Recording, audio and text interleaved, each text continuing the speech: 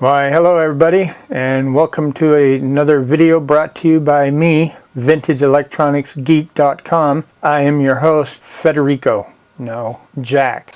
I was just testing you, see if you're paying attention. Well, here it is, my first video live, well, tape delayed, how's that? After holiday, after an extended vacation. It was a fantastic time. I wish I could tell you all about it, but it would take too long. It would take a couple of months at least. Another day maybe. In an earlier video, I talked about a new headset that I'd purchased, which is enjoyable. And honestly, I only used those headphones for a few more months after I shot that video for no particular reason. Enjoy those headphones. I still got the headphones. But I seem to reach for these a lot more.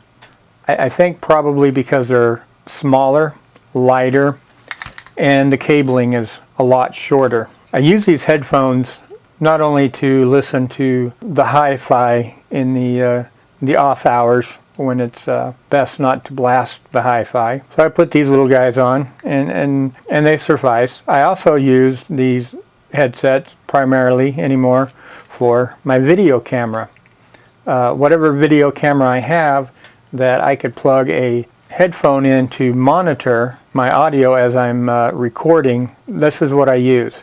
So yes, I'll take these on out in the field with me, or I'll sit right here at home wearing these, listening to the video as I go. That way I could, pay attention to my levels, make sure they're not too high, not too hot, or not too low, but just right. I've had these headphones for, I don't know, about 7 years, and they're fantastic headphones. They got great bass, mid-range, and high responses. My only complaint with these, time.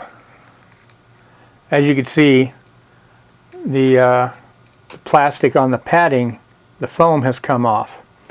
Yeah, the foam's still intact, and yeah, they're still comfortable, but throughout time, the padding has fallen off, which means it gets all over and inside your ear, which is not cool, especially if you don't remember or forgot, and you start walking about and you got this black goo all over you. Or you go out in the public with that black goo. Not swell.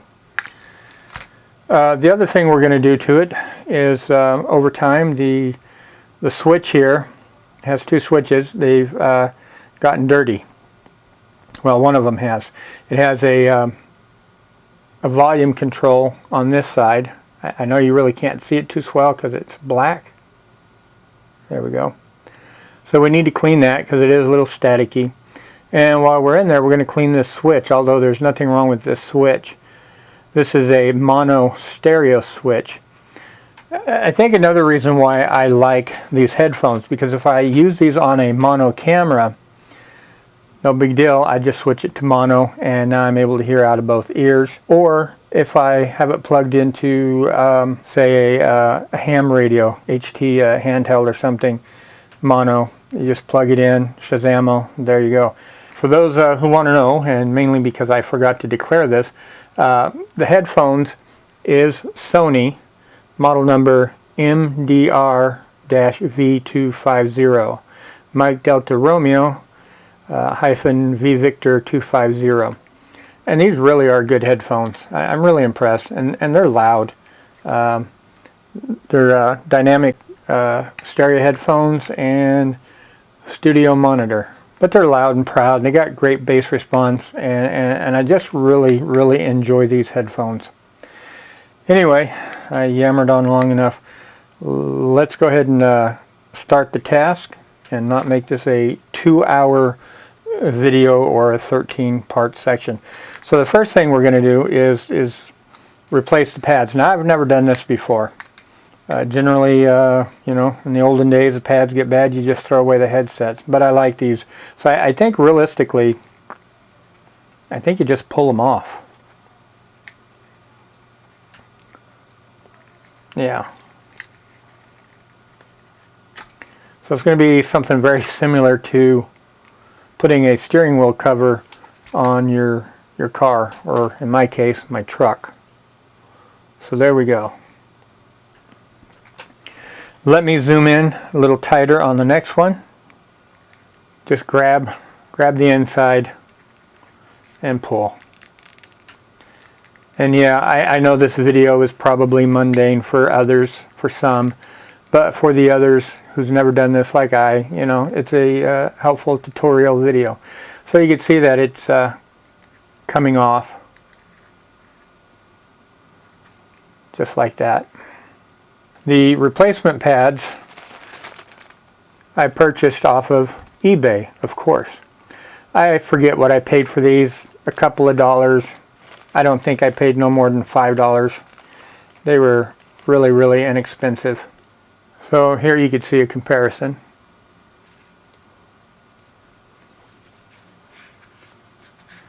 Now the next trick is putting it on there with the greatest of ease. And so I just took the back side of one and proceeded on having great difficulties putting these on. Let me zoom out so the camera stays in focus.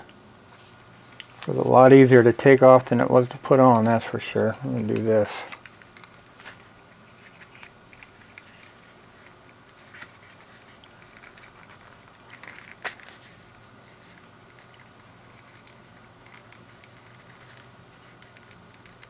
Let me pause, figure this out. Okay, I finally got one on. How long did that take? A lot longer than it should have. Let's just say this. If I do this again, just shoot me. Well, I got to do that side. This took me about a good 30 minutes to put on. It is a pain in the backside. I think it's going to be a lot cheaper just to throw this away and go get a new pair. Problem is you can't get your finger up underneath this little fabric to pull it accordingly to where you need it. So not like a steering wheel cover where you have something you can grab on, stick your hand under. And since I don't have any kind of plastic tool to shove up under there without fear of ripping or cutting into this thin material, that also made it a little challenging. What I had to do, and I'm not going to do it on camera because it's going to be time consuming. Well, let's see. You have to take out these two screws, and of course it took me a little bit to figure this out. You take out these two little screws, and while we have this out, I'll go ahead and show you what the inside looks like. Pop the driver out, and there you go. That's it. Nothing exciting. Just a plastic cup. There we go. Just a plastic cup with the driver. Now, after we got that out, you see we got these little tabs right here. We got to make sure that they correspond with that right there. I've got a screw stuck with a little divot there, which is the hinge right here. With all that said and done, you take your little screws and you stick them back in the hole. I tried doing this, putting the cup on and then trying to fasten it, get the screws in the hole, and that was horrible. The padding just fell right off. And then you sit and you fight with this thing, trying to ensure you don't lose your screws. Do this under your bionic eye so you could see. And then you sit here and you got to work this around. Now, I'll probably leave the camera on, but honestly, because this is such a fight to get on, I'm going to speed the video up. So, all we're going to do is try to get this padding on and then mount it. So, this is where I'm going to go silent while I do this.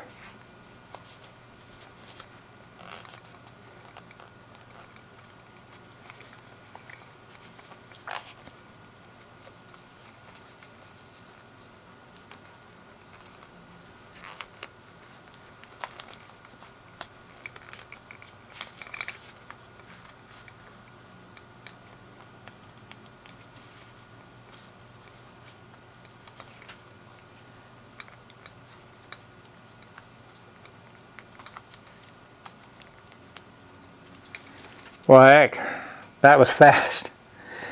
Trust me, the other one did not go on that quick. So now you got to stick it back in the hole, try and get those notches lined up, and you got to make sure that this is wiggled out, because if you don't, then this is not going to sink down far enough. As you can see, if I can get it in the camera, we have a really big gap there, and so try to get that. So now I think I got that on there. So now we got to take our screwdriver. You hold the back side here, because what will happen is you're going to put pressure and you can pull this right off, and we don't want to do that with our hard work. Dig up in here, try to find your screw hole, which is right here, and tighten down. Okay, make sure you keep pressure on the back side so we don't lose. This one is just so much easier than the last one. That last one took forever to put on and assemble. And then find our screw hole here. There, done. Alright, nice new padding. Okay, now that this video's taken oodles hour longer than what it should be, next thing we need to do is tear this apart so we can clean it. And this one, we got 4 little screws right there, as you can see, and I think I need to change my bit.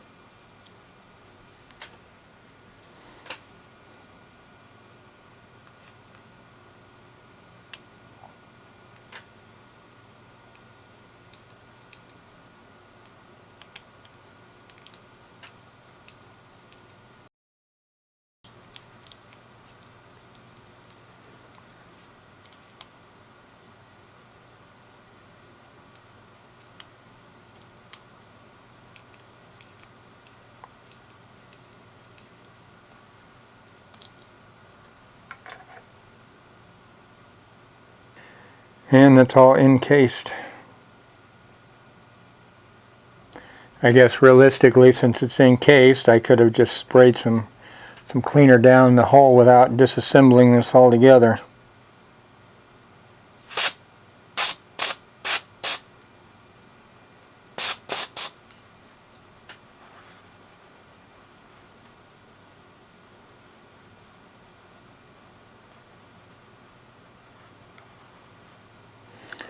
Switch really don't have an opening, so we're just gonna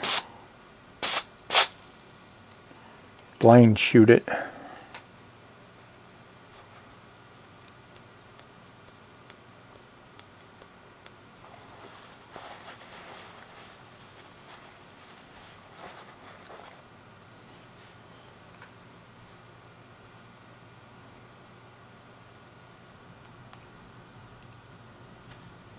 Alright, so here is the $44 question. Are these going to work? Did I get it wired correctly back in there without no shorts? Got knots. So, I know you're not going to be able to hear them, but I will. So let me plug it into my camera and let's see what happens. Oh, test 1 2 1 2 test test test. Okay, so switch is on mono. Let's switch to stereo. Alright, stereo. Let's try volume. Oh, much better. Guess I could have did that in camera. Wasn't thinking. So, no more scratchiness on the volume. It adjusts just fine. And switches over to mono stereo just fine. We will bring this long-winded video to a conclusion. The conclusion is, I am not doing that again. I'll buy new. But then again, on the other hand, I at least now have an idea of how to do it. Thanks for watching. Have a great day, and we will catch you in the next one. Take care.